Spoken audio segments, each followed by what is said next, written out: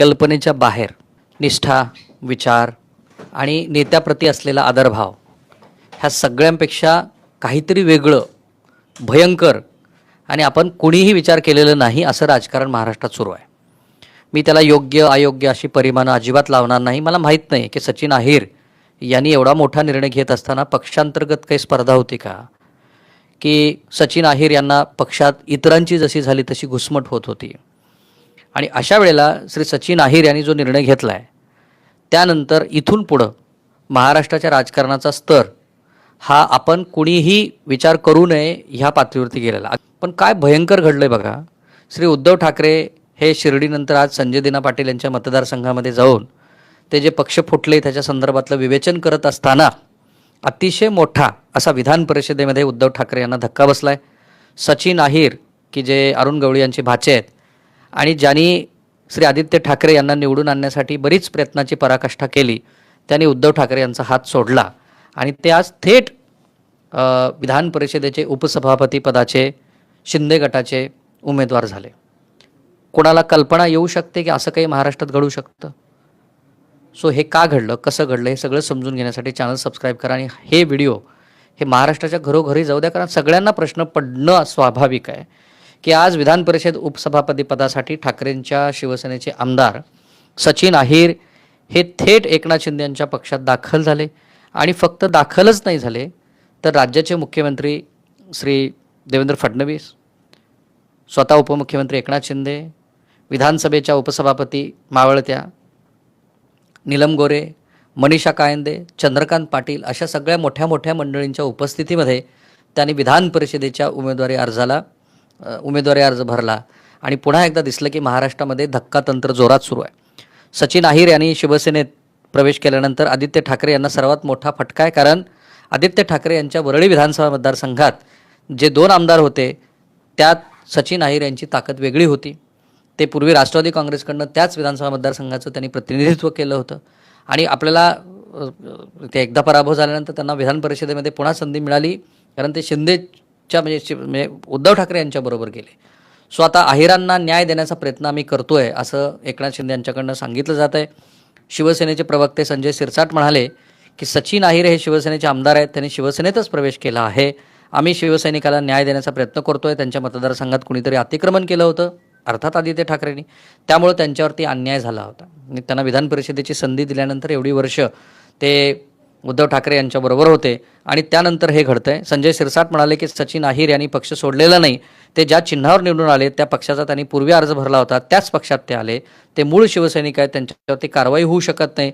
तर नरेश मस्के म्हणतात की सचिन अहिर आमच्या पक्षात आले, त्यांचं आम्ही स्वागत करतो.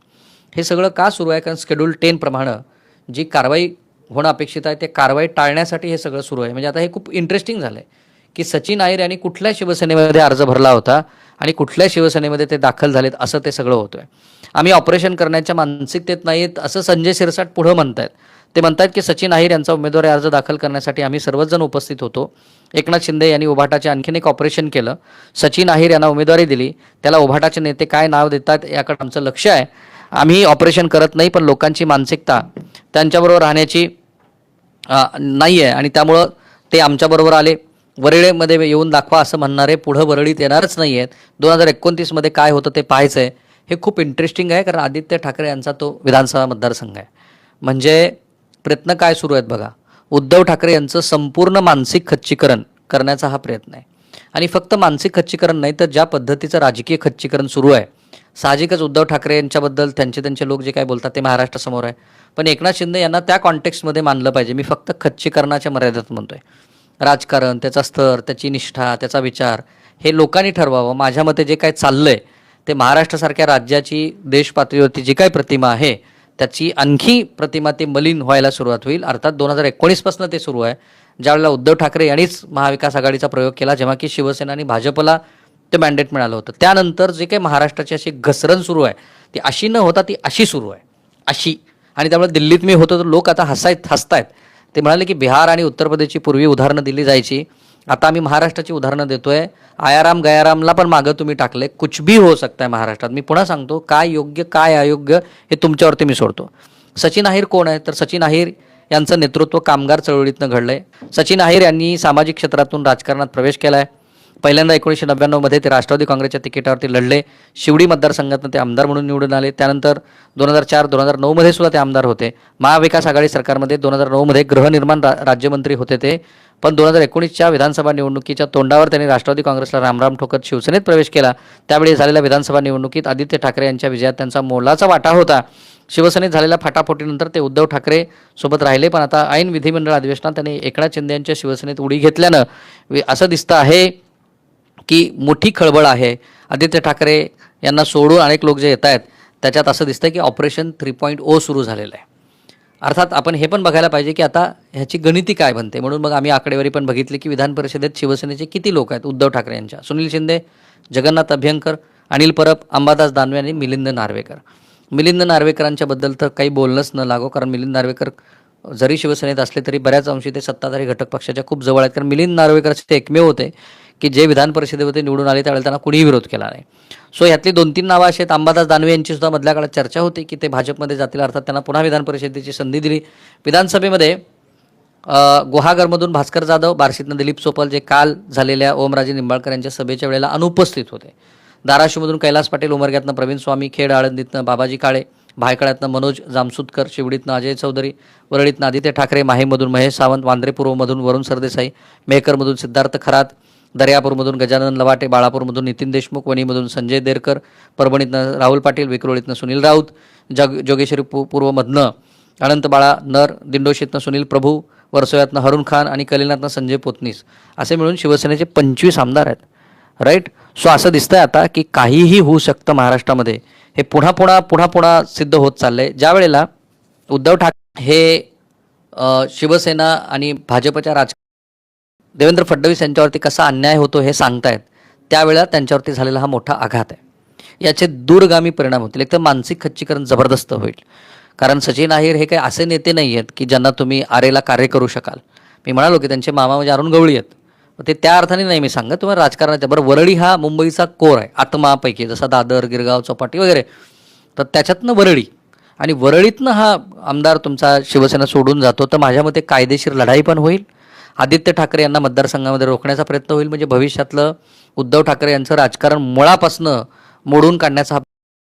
पण एकनाथ शिंदेंचं कौतुक यासाठी की ते गपचूप बसून न बोलता मोठमोठे ऑपरेशन करत चाललेत. आणि बहुधा असं दिसतंय की आता ह्या ऑपरेशनच्या मुळाशी महाराष्ट्रातल्या मुख्यमंत्री पदाची पण बाब आहे. तिथे काय होतं ते बरंचसं अवलंबून आहे, त्याच्यावरती आपलं लक्ष असेल. पण हा एक मोठा उद्धव ठाकरे यांना जबरदस्त धक्का आहे.